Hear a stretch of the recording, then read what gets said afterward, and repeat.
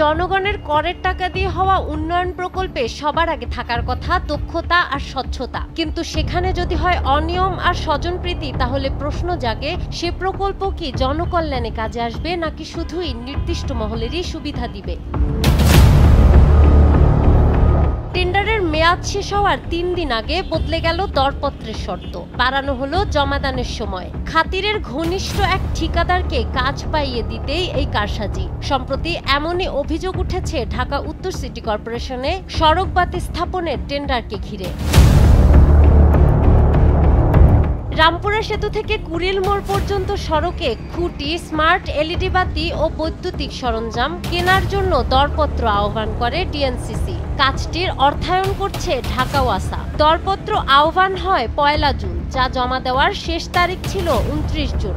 সেখানে ২৬ জুন শর্ত বদলে ডেডলাইন বাড়ানো হয় ১০ জুলাই পর্যন্ত। জমা পড়ে দুটি দরপত্র, জেএপি ট্রেডিং ৭ কোটি ৬৪ লাখ, এসএস রহমান ইন্টারন্যাশনাল ৮ কোটি ৭ লাখ। প্রাক্কলিত ব্যয় ধরা হয়েছিল ৯ কোটির বেশি টাকা। সর্বনিম্ন দরদাতা হিসেবে কাজ পায় জেএপি ট্রেডিং। শর্ত পরিবর্তন ও অনিয়মের মাধ্যমে প্রতিষ্ঠানটিকে সুবিধা দেওয়া হয়েছে বলে অভিযোগ রয়েছে।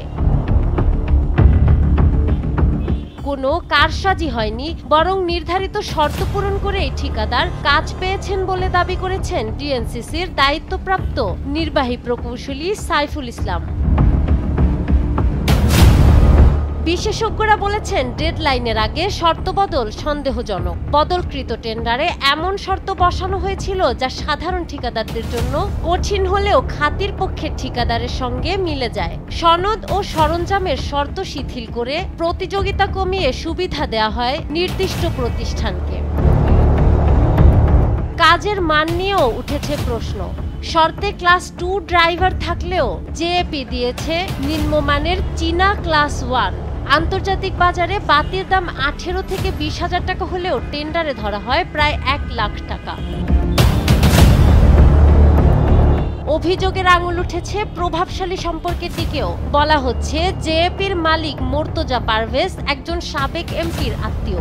আবার সরবরাহকারী প্রতিষ্ঠান এনার্জি প্লাসের মালিককে সাবেক আইজিপির আত্মীয় হিসেবে অভিযুক্ত করা হয়েছে। তবে সংশ্লিষ্টরা এ অভিযোগ অস্বীকার করেছেন। বিষয়টি খতিয়ে দেখা হচ্ছে।